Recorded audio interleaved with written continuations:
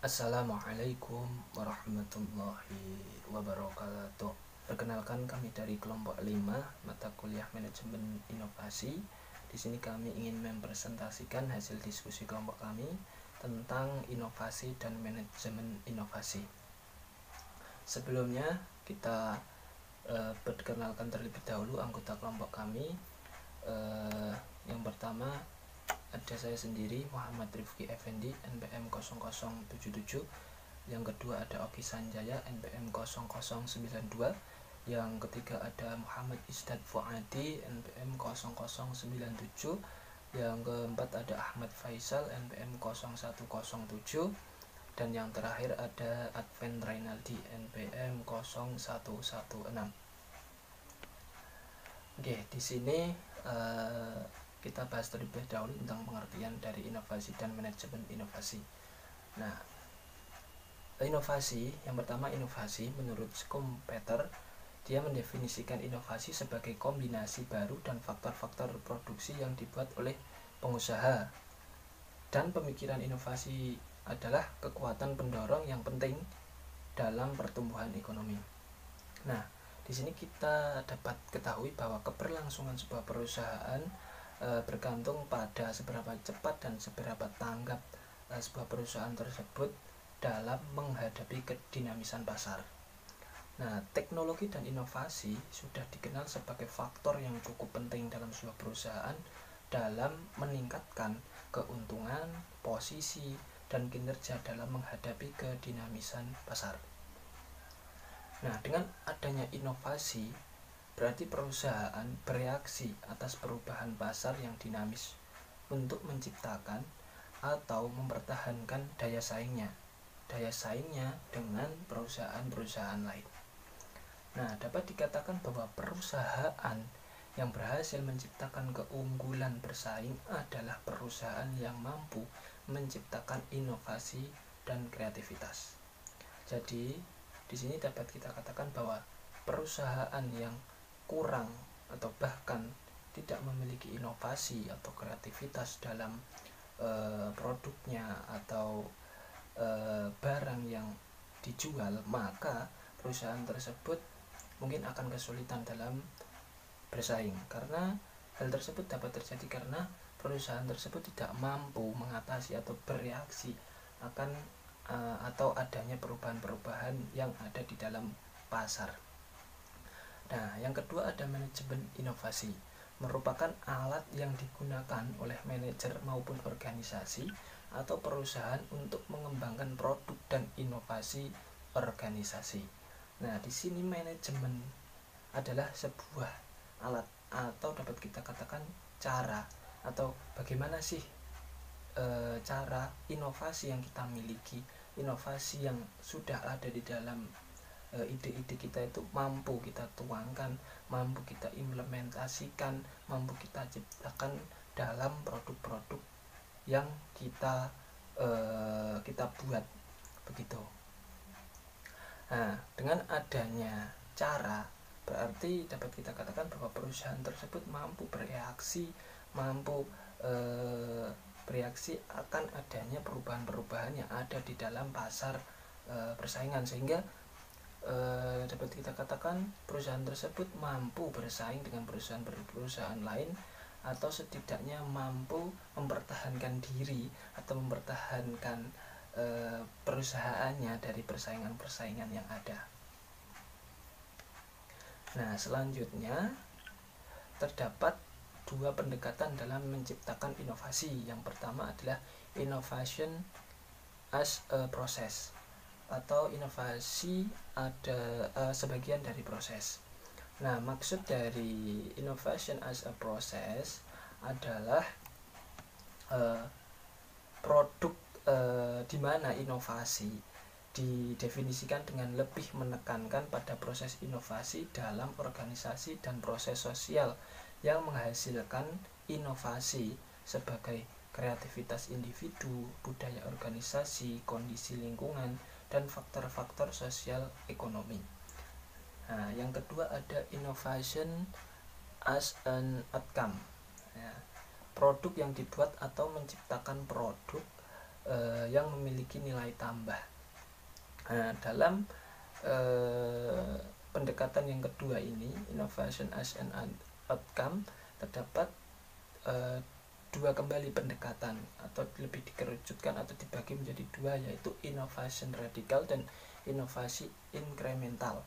Nah, innovation radikal ini dapat kita artikan atau dapat kita katakan terdapat teknologi yang mendorong inovasi untuk menciptakan sesuatu yang baru bagi perusahaan pasar atau pelanggan. Nah, kalau yang inovasi incremental adalah dikategorikan sebagai inovasi yang berorientasi pasar karena ide-ide yang didapatkan untuk menciptakan produk baru berasal dari pasar atau market product. Nah, kenapa inovasi harus dikelola? Nah, di sini inovasi kenapa harus dikelola? Karena dengan inovasi perusahaan tersebut mampu bersaing, mampu bertahan akan adanya perubahan-perubahan yang ada di dalam pasar. Nah, selain itu, kemampuan berinovasi merupakan kompetensi inti yang diperlukan dalam persaingan bisnis. Nah, di sini ada tujuan inovasi. Yang pertama adalah mengurangi biaya produksi. Yang kedua adalah meningkatkan kualitas produk dan pelayanan. Yang ketiga ada merancang produk menjadi lebih baik. Yang keempat ada merespon kebutuhan dan tuntutan pelanggan. Yang kelima, mengembangkan model organisasi dengan teknik pemasaran yang baru. Nah, dengan adanya tujuan inovasi tersebut, maka perusahaan akan lebih terstruktur, akan lebih memiliki pembaharuan, akan lebih dapat kita katakan kelihatan bereaksi akan adanya perubahan-perubahan yang ada, karena biasanya perusahaan tersebut akan bangkrut atau bisa dikatakan gulung tikar itu karena perusahaan tersebut tidak mampu menghadapi perubahan-perubahan yang ada ataupun tidak memiliki inovasi atau kreativitas yang ada, sehingga perusahaan itu gulung tikar atau kalah dengan perusahaan-perusahaan yang lain. Nah, di sini ada cara mengelola inovasi. Nah, di sini inovasi terdapat dua komponen atau dibagi menjadi dua, yaitu ada di lingkungan eksternal dan lingkungan internal. Nah, inovasi tersebut biasanya tercipta atau terlahir dari ide yang ada. Kemudian ide yang ada terus dikelola, ide tersebut dikelola, kemudian akhirnya diproses sehingga atau dapat kita katakan diimplementasikan dalam sebuah perusahaan. Nah, sehingga baru tercipta sebuah inovasi yang ada atau pembaharuan yang ada. Nah, adapun tiga komponen yang mendorong atau komponen yang mempengaruhi inovasi tersebut akan terlahir atau dapat diimplementasikan dengan baik itu terdapat tiga komponen. Yang pertama adalah strategi. Nah, strategi di sini adalah strategi yang harus bagus dan benar-benar matang. Tanpa strategi yang bagus dan benar-benar matang, maka inovasi yang ada mungkin akan kurang matang, bahkan akan sedikit kurang dapat diterima oleh konsumen atau masyarakat. Dan yang kedua ada teknologi. Nah, tadi di awal dikatakan bahwa teknologi dan inovasi itu adalah faktor penting dalam meningkatkan keuntungan, posisi, dan kinerja, sehingga teknologi yang dibeli pun juga harus benar-benar matang. Dan yang terakhir ada sumber daya. Tanpa adanya sumber daya, maka implementasi inovasi tersebut tidak dapat berjalan dengan baik, bahkan tidak dapat diimplementasikan secara baik dan benar. Begitu, selanjutnya akan dilanjutkan oleh presenter yang selanjutnya. Terima kasih. Ya, saya akan mempresentasikan materi yang selanjutnya, yaitu contoh implementasi manajemen inovasi. Toyota membuat sejarah pada bulan Desember 1997 dengan merubah arah bisnis otomotifnya dengan memperkenalkan sebuah brand baru bernama Prius. Sebuah inovasi dinamis dalam motor berbahan energi listrik hybrid electric vehicle. Brand Prius ini merupakan konsep green product pertama kali yang diperkenalkan pada saat itu untuk menjawab tantangan industri otomotif dalam mendukung program efisiensi bahan bakar minyak full economy dan pemanasan global atau emission reduction for global warming. Kesuksesan Toyota dalam mengembangkan produk otomotif energi listrik tersebut berasal dari perpaduan metode dan ide-ide segar dari para tim manajernya. Pendekatan unik Toyota ini menimbulkan tantangan dalam pengembangan dan pengenalan kepada pasar secara dominan. Pengenalan kepada pasar yang secara dominan masih dikuasai dengan otomotif berbahan energi bensin dan solar. Prius diluncurkan pertama kali dengan performa yang handal dengan kelebihan 100% irit bahan bakar 66 mil per galon dan 80% pengembangan pada efisiensi mesin dan galon sedikit mengeluarkan emisi dibandingkan mesin otomotif berbahan bakar bensin dan solar murni. Pada dekade selanjutnya, Prius memanjakan pemiliknya dengan performa yang lebih baik dan luar biasa serta sesuai dengan keinginan pasar. Dari kasus di atas dapat kita simpulkan bahwa tujuan dari manajemen inovasi adalah untuk mengenali secara jelas keinginan pasar dan mengimplementasikannya menjadi sebuah produk yang sesuai dengan keinginan pasar atau marketable product. Oleh karena itu, proses yang dilakukan oleh Toyota dalam mengenalkan Prius dari ide sampai dengan pengenalan kepada pasar dan kemudian dapat diterima secara baik oleh pasar itu merupakan sebuah bentuk implementasi manajemen inovasi yang sukses. Selanjutnya, implikasi portofolio manajemen R&D project terhadap manajemen inovasi. Tantangan yang dihadapi dalam melakukan teknik portofolio ini adalah menentukan variabel dan indikator yang sesuai untuk penilaian proyek R&D. Oleh karena itu, dalam beberapa paper disebutkan bahwa berbagai teknik penilaian yang dikenal sebagai alat analisis strategis perusahaan dalam menentukan arah kebijakan strategisnya, yaitu yang pertama adalah BCG, Growth Share Metric, merupakan alat analisis strategis yang populer pada tahun 1970-an yang diaplikasikan di berbagai perusahaan multinasional untuk menentukan skala prioritas proyek, investasi, dan pengalokasian sumber daya. Yang selanjutnya adalah McKinsey Metric.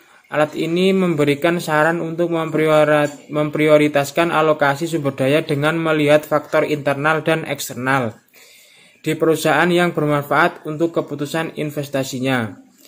Yang ketiga yaitu Product Portfolio Metric yang merupakan alat analisis pertama yang fokus pada portofolio produk.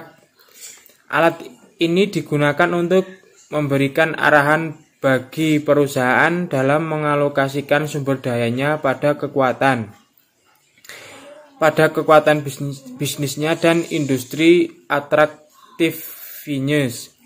Namun alat analisis ini belum menyertakan teknologi sebagai salah satu variabel penting yang diasosiasikan terhadap produk.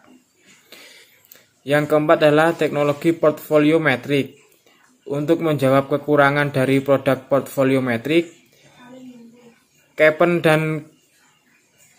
dan Geisier membuat teknologi portfolio metrik ini dengan kerangka pemikiran yang mengkombinasikan antara teknologi dengan strategi marketing. Yang kelima yaitu Product and Process Development Project Metric. Alat analisis ini dikembangkan oleh Wheelwright dan Karp yang memfokuskan pada alat analisis dengan melihat adanya perubahan produk pada perusahaan. Yang keenam adalah Performance Map. Alat analisis ini dikenalkan oleh Cooper dan Kleinschmidt yang pada dasarnya menggunakan teknik analisis untuk mengidentifikasikan dimensi sukses dari produk baru. Mereka membuat penafsiran terhadap 5 tipe kinerja, yang berhubungan dengan dua dimensi kinerja, yaitu kinerja waktu atau time performance dan kinerja keuangan atau financial performance.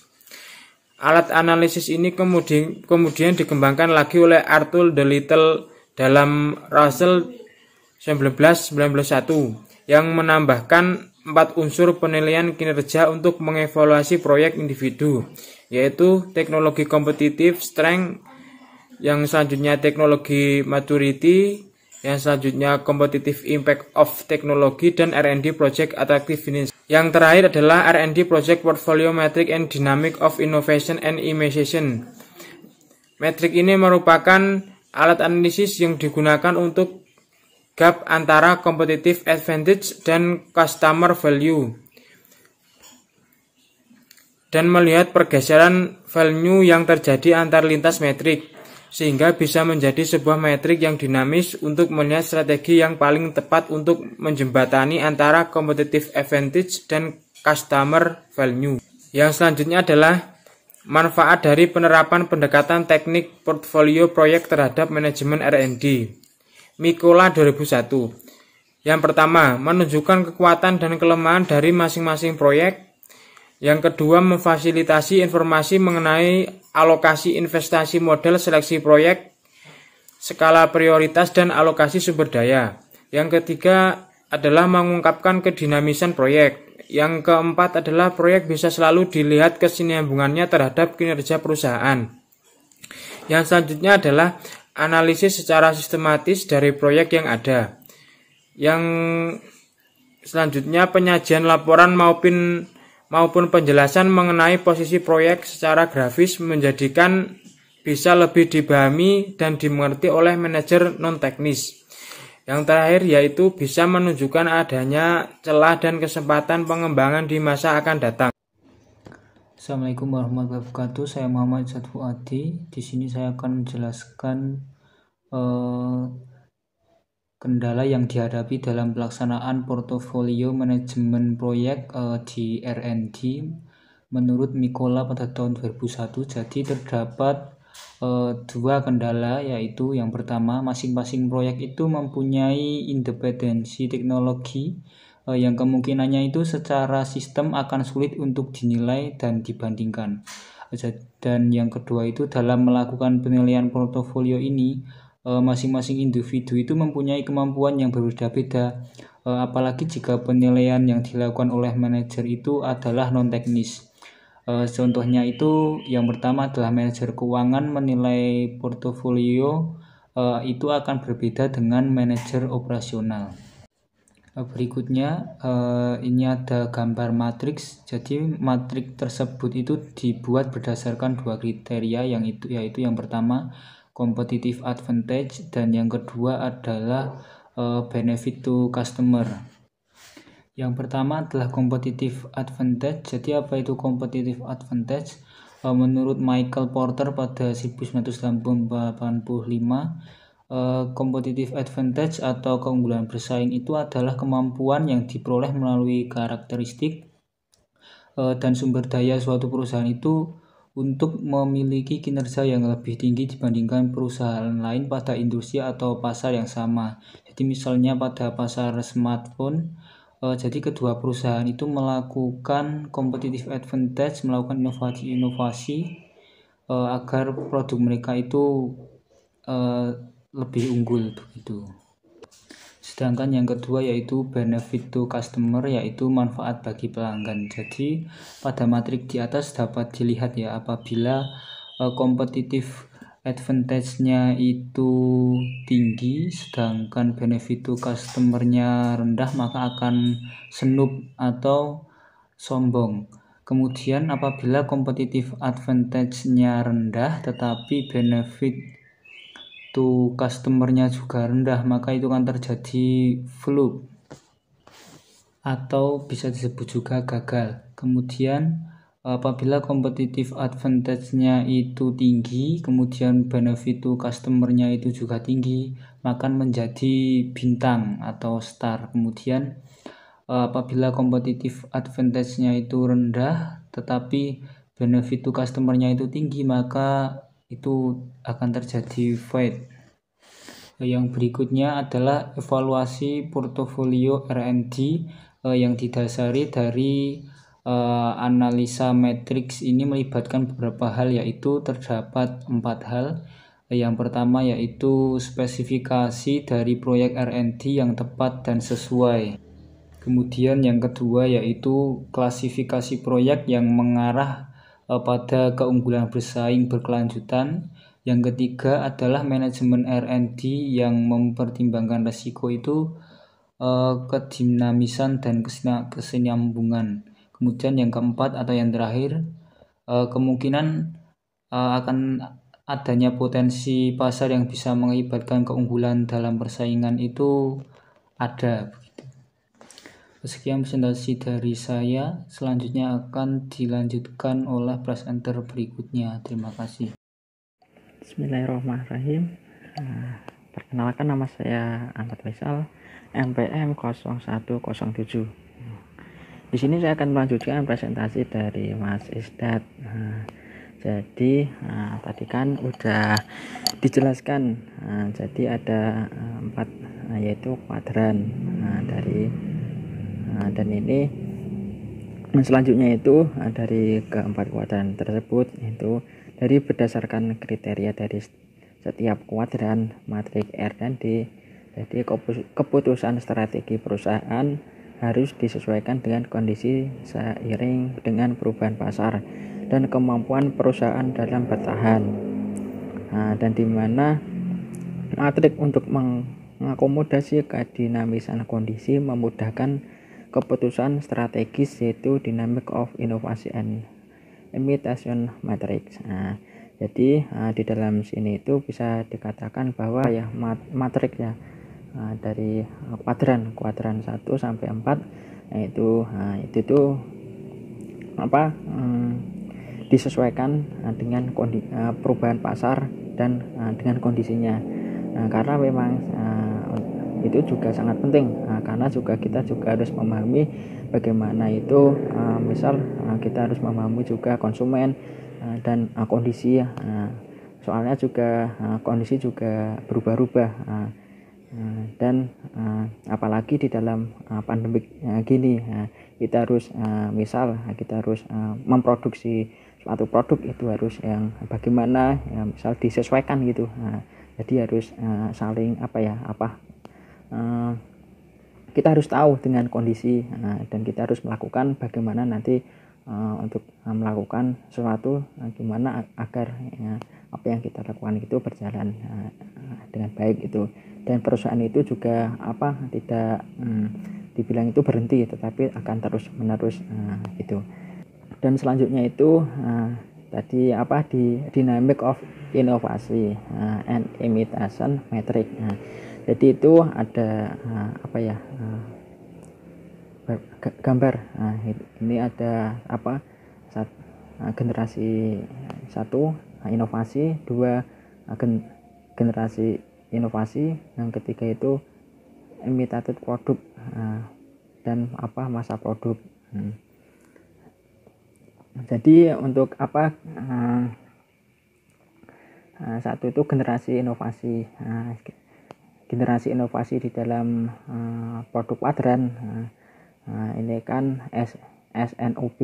Jadi itu mempunyai biaya produksi yang tinggi.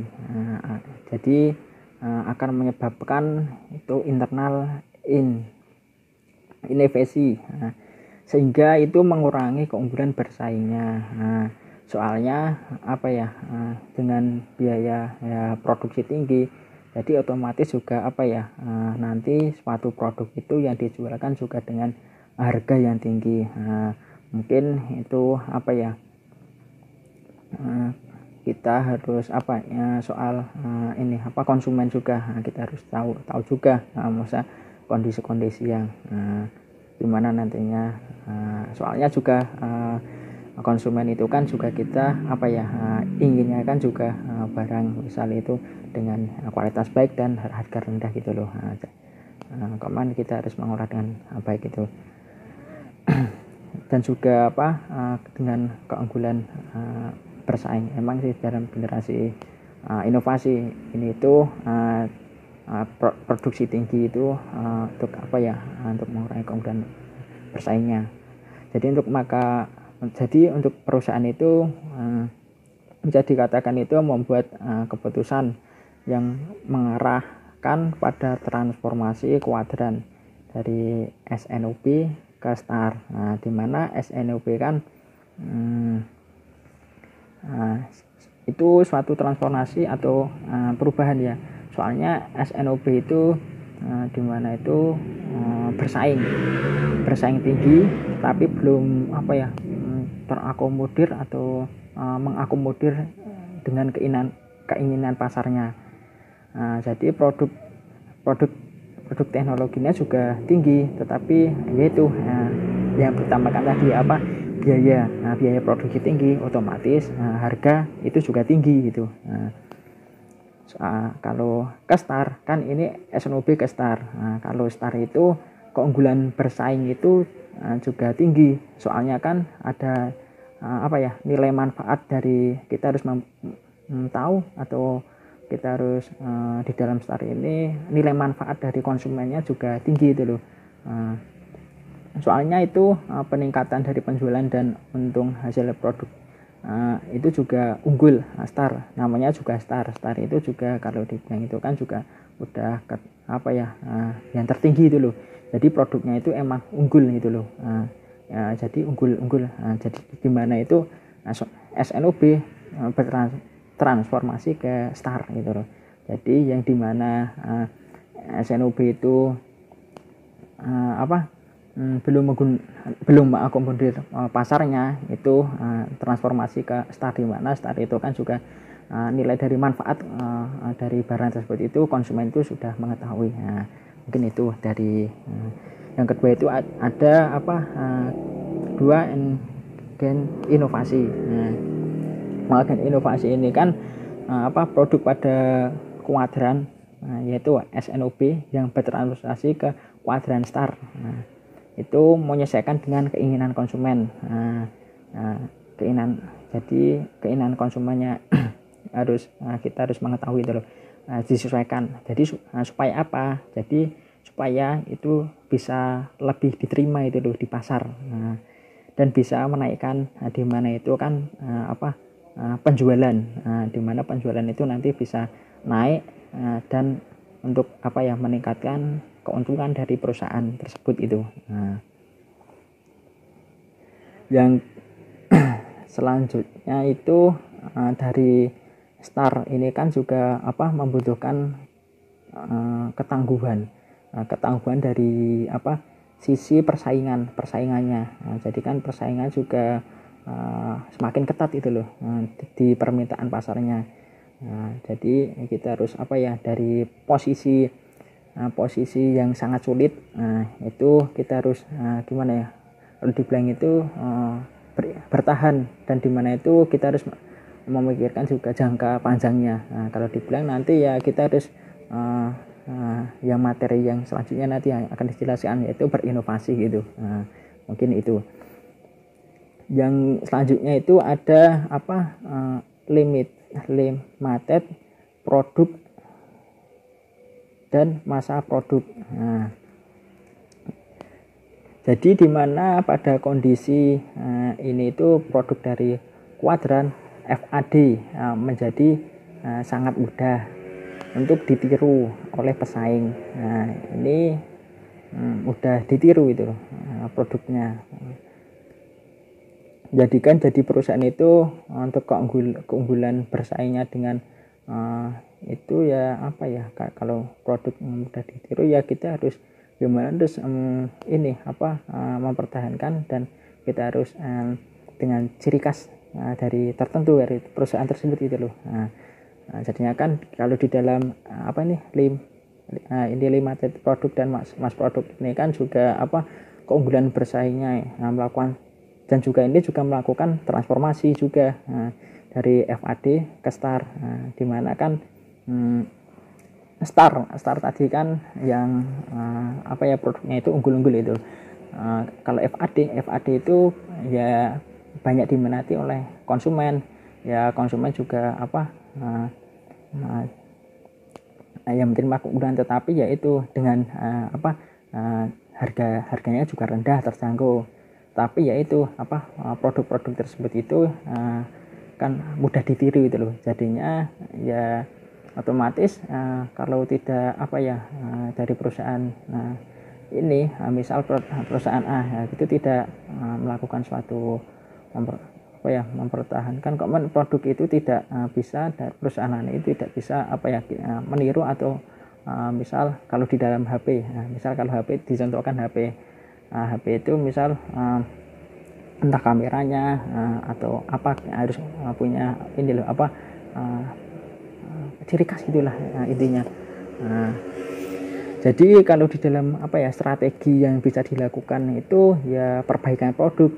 Memang perbaikan produk yaitu terus diperbaiki dengan mengurangi ya misal juga ukurannya, misal beratnya, misal mau produk apa dengan keindahannya atau dari sisi bahan produksi dan lain-lain atau misal dengan harga atau fitur-fitur tampilan dan lain-lain itu. Jadi perbaikan itu memang penting. Jadi akan dimana itu terus dilakukan untuk meningkatkan yaitu keunggulan itu. Karena di bank itu ya kita harus tidak bosan-bosan berinovasi itu. Memang itu juga penting. Dan selanjutnya itu ada contoh kasus dari FAD ke STAR transformasi. Ini menurut Mekola 2001, televisi berwarna Jepang, televisi berwarna itu dari Jepang masuk ke Amerika tahun 70-an. Buat perusahaan TV masih hitam putih. Lakukan strategi untuk menguasai pasar Amerika, melakukan inovasi, mengembangkan produk TV mereka. Nah, ini contohnya dari FAD ke STAR, transformasinya. Jadi ya ini FAD kan di mana produk itu mudah ditiru itu. Nah, contohnya ini TV. Di dalam sini kan TV yang dari zaman dulu, yaitu masuk ke yang dari Jepang itu masuk ke Amerika tahun 70-an, di mana itu ya TV itu dulu kan juga tidak berwarna. Nah, jadinya misal kita tiru produknya, tapi nanti kita bisa rubah dengan ya misal ya berwujud ya tetap TV tapi nanti ada fitur tersendiri itu. Misal nanti kita dengan berwarna ciri ya, merubahnya dengan perubahan ya misal tadi yang tidak berwarna sekarang dirubah menjadi TV yang berwarna itu. Nah, dimana kan suatu konsumen juga lama-lama kan juga tertarik dengan produk tersebut. Dimana itu kan juga mengembangkan TV-nya tersebut. Yang dicontohkan sini kan dimana dari perubahan TV Amerika yang dulu FAD dirubah jadi TV berwarna tetapi hitam putih dengan STAR. Itu tahun 1976 Jepang tetap unggul karena penurunan biaya dan menambah tampilan kualitas bagus, harga murah. Nah, contohnya ini ya juga ya TV tersebut itu loh. Dimana kan emang produk-produk dari perdilan itu kan juga nanti bisa dari FAD ini STAR. Ini menyebabkan ya ini dari perusahaan A ke B itu biasanya kalau yang A itu FAD yaitu ya ini yang bisa dicontohkan ini. Jadi yang A itu nanti malah produknya itu malah tidak, kalau di bank itu malah tidak laku, itu nantinya malah yang lebih banyak lakunya gitu. Mungkin cukup sekian. Mungkin nanti bisa selanjutnya akan dilanjut oleh Mas Adven. Terima kasih, matur suwun. Baik, yang selanjutnya adalah inovasi manajemen. Nah, inovasi manajemen ini merupakan implementasi dari sebuah aplikasi, proses dan struktur manajemen baru, mewakili awal penting dari perusahaan untuk bertransformasi ke arah yang lebih baik. Nah, dalam inovasi manajemen ini itu ada 2 poin. Yang pertama itu adalah proses inovasi manajemen itu melibatkan lebih banyak pihak luar dibandingkan inovasi teknologi, di mana pihak luar ini memberikan masukan dan inspirasi untuk inovasi manajemen itu sendiri. Nah, pihak luar itu campuran, bisa dari akademisi, konsultan, atau yang lainnya. Terus yang kedua itu, poin yang kedua itu adalah proses inovasi manajemen itu merupakan proses yang bersifat bertahap dan bisa lebih disebarkan dibandingkan dengan inovasi teknologi. Nah, dalam proses poin yang kedua ini itu inovasi manajemen berlangsung selama beberapa tahun dalam implementasinya, sehingga proses inovasi yang terjadi selama waktu tersebut tidak bisa dijalankan kapan persisnya terjadi. Terus next, yang selanjutnya adalah model proses inovasi manajemen. Nah, ini ada dissatisfaction with status quo, ada inspiration usually from outside, terus ada invention, internal and external validation, dan yang terakhir adalah dissatisfaction. Nah, yang pertama adalah dissatisfaction with status quo. Nah, ini merupakan tahap pertama. Nah, tahap pertama itu adalah merupakan ketidakpuasan terhadap suatu keadaan yang bersifat tetap. Nah, artinya dissatisfaction with status quo ini kayak keadaan yang bersifat tetap. Nah, itu biasanya permasalahan internal ini menjadikan inovasi manajemen tumbuh dan berkembang. Terus yang kedua adalah inspiration from outside. Nah, inspiration from outside ini, inovasi manajemen membutuhkan inspirasi dan memasukkan dari beberapa pihak, baik internal maupun eksternal perusahaan. Nah, biasanya tuh mereka itu mengembangkan perusahaan secara lebih baik. Sumber-sumber inspirasinya itu bisa didapatkan dari ilmuwan atau akademisi. Terus yang selanjutnya adalah invention. Nah, ini merupakan tahap ketiga.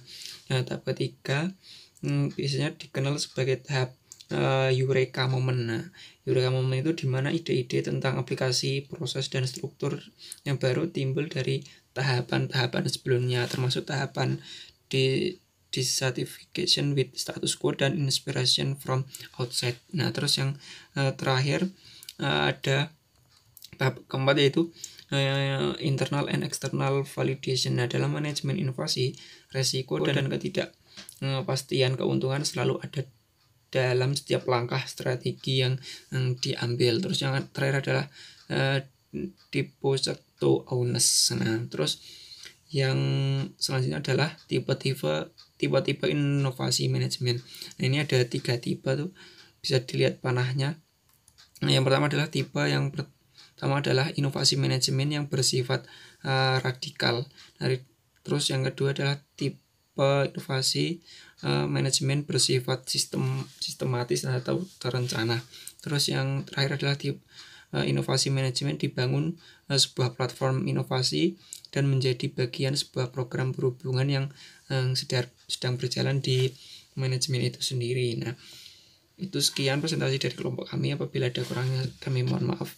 Wassalamualaikum warahmatullahi wabarakatuh.